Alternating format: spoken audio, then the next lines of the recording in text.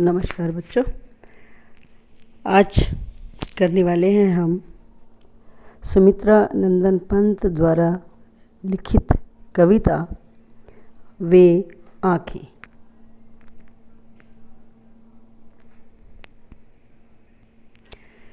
इन आँखों में कवि ने एक किसान की दर्द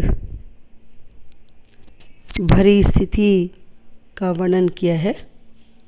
वैसे भी कहते हैं कि आँखें सब कुछ बयान करती हैं, आँखें दिल का हाल बताती हैं। तो एक किसान जो अपना दुख दर्द अपनी पीड़ा किसी से कह नहीं पाता है, कवि उस दर्द को किसान की आँखों में पढ़ लेता है और उसी दर्द को कवि ने यहाँ पर व्यक्त किया है। कविता का शीर्षक है वे आँखें। तो वे जो शब्द आया है वो किसान के लिए आया है। क्या कहते हैं कवि? अंधकार की गुहा सरीखी, गुहा माने गुफा, सरीखी माने समान, कैसी गुफा के समान अंधेरे से भरी हुई आँखें, उन आँखों से डरता है मन। यानी किसान की जिन आँखों में गुफा जैसा गहन अंधकार है, गहरे अंधकार से, निराशा के अंधकार से भरी हुई उन आँखों को देखकर कवि का मन डरता है। क्यों? भरा दूर तक उनमें दारुण दैन्य दुख का नीरव रोदन। क्यों डर लग रहा है उसको?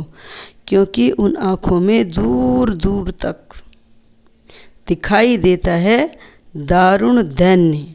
दारुण माने भयानक, दैन्य माने गरीबी, दीनता, गरीबी का दुख, भयंकर गरीबी का दुख उन आँखों में दिखाई देता है। और उसका एक मौन रोदन, रोदन माने रोना, जिसे वो चुपचाप अंदर ही अंदर मन जिसका रो रहा है वो उसको उन आँखों में दिखाई देता है। वह स्वाधीन किसान रहा। अब कवि क्या याद कर रहा है कि जब वो स्वाधीन था, जब वो परतंत्र नहीं था, जब वो अपनी मर्जी का मालिक था। स्व अधीन का मतलब होता है अपने अधीन होना, अपनी मर्जी का मालिक होना। तो जब किसान स्वाधीन था, अभिमान भरा आँखों में इसका, तो उसकी आँखों में स्वाधीन होने का अभिमान भरा था, किसान होने का अभिमान था। लेकिन छोड़ उसे मझधार आज, संसार कगार सदृश वह किसका। तो संसार, ये समाज, ये दुनिया, ये लोग जो कभी कहते थे कि किसान और किसान अन्नदाता है, जो उसकी तारीफ़ करते थे, प्रशंसा करते थे, और अपनी तारीफ़ सुनकर के कवि की किसान की आँखों में जो अभिमान के भाव थे, अब गरीबी आते ही, मुश्किलों का दौर आते ही, वो सारा समाज, वो सारा संसार कगार के समान, किनारे के समान उसे मझधार में छोड़ करके खिसक गया है। यानी उसका साथ समाज ने छोड़ दिया है। कहना चाहते हैं कि जो किसान के साथ समाज बराबर खड़ा था, जो उसकी प्रशंसा करता था, मुश्किलें आने पर वही समाज, वही संसार उसे अकेला मुश्किलों में छोड़ देता है। लहराते ये खेत दृगों में, दृग का मतलब होता है नेत्र। जब किसान के खेत थे, जब उसमें फसलें लहराती थी, तो उसके जब वो अपने खुशी के दिनों को याद करता है, तो उसके आँखों में वो लहराते हुए खेत दिखाई देते हैं, जिनसे अब वो बेदखल हो गया है। बेदखल खेत से क्यों हो गया है? क्योंकि उसके खेत को ज़मींदार ने अपने कब्जे में ले लिया है। तो जब भी कभी वो अपने अच्छे दिनों की बात याद करता है तो उसकी आँखों में वही लहलाते हुए खेत, उसकी चमक देखी जा सकती है। हंसती थी उसके जीवन की हरियाली, जिनके तृण तृण से, तृण तृण का मतलब होता है तिनके तिनके से, खेत के तिनके तिनके की हरियाली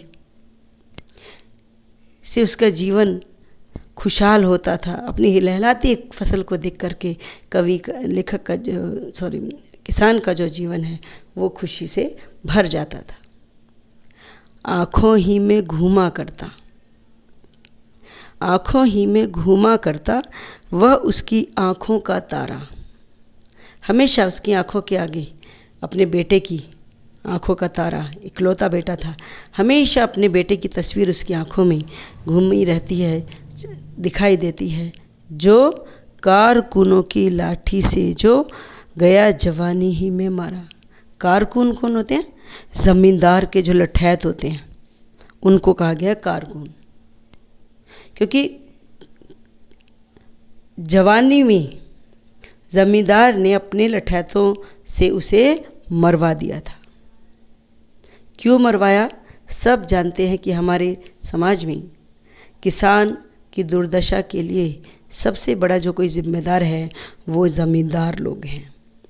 वे उसको थोड़ा सा उधार देते हैं, कर्ज देते हैं और उसकी सारी ज़िंदगी ही नहीं कई पीढ़ियाँ अपने यहाँ गुलाम रख लेते हैं और उसको गरीबी के ऐसे दलदल में फेंक देते हैं कि वो चाह कर भी उस गरीबी से, उस दलदल से कभी बाहर निकल ही नहीं सकता। और जितना उस दलदल से निकलने की कोशिश करता है उतना ही ज़्यादा वो उस दलदल में फंसता जाता है। बिका दिया घर द्वार, घर सब बिक गया। किसने? महाजन ने न ब्याज की कौड़ी छोड़ी। महाजन, जमींदार, साहूकार, जिन्होंने उसे उधार दिया था ब्याज की एक एक कौड़ी पाने के लिए, उस महाजन ने, उस ज़मींदार ने किसान का घर द्वार सामान सब एक एक करके बेच दिया। रह रहे आँखों में चुभती वो कुरकुही बरघों की जोड़ी। बरद कहते हैं बैलों को, कुर्क होना नीलाम होना। अब बेचारे किसान की आंखों में रह रहकर अपने उन बैलों की जोड़ी उसकी आंखों के आगे घूमती रहती है, याद आती रहती है, जो महाजन के ने ब्याज चुकाने पाने के चक्कर में उसके बैलों की जोड़ी को नीलाम कर दिया था। रह रहकर किसान को अपने वो बैल याद आ रहे हैं। उजरी उसके सिवा किसे कब। अभी उजरी कौन है? ये गाय है। उजरी माने गाय नहीं होता, उजरी माने होता है उजली, सफ़ेद। तो गाय का नाम रखा हुआ उजली क्योंकि वो सफ़ेद गाय थी। उजरी उसके सिवा किसे कब पास दुहाने आने देती। दुहाने मतलब दूध निकालना, यानी जो गाय थी वो किसान के अलावा किसी और को दूध निकालने नहीं देती थी। आँखों में नाचा करती उजड़ गई जो सुख की खेती। अपने सुख के दिन किसान की आँखों में आज भी नाचा करते हैं। अब वो सुख के दिन जो अब कहीं नष्ट हो चुके हैं, उजड़ चुका है, वो जो खुशियों भरा जीवन वो सब अब उसे केवल याद में रह गया है। बिना दवा दर्पण के घरनी, बिना दवा दर्पण के घरनी स्वर्ग चली आँखें आती भर। दवा दर्पण मतलब इलाज के बिना, घरनी माने पत्नी।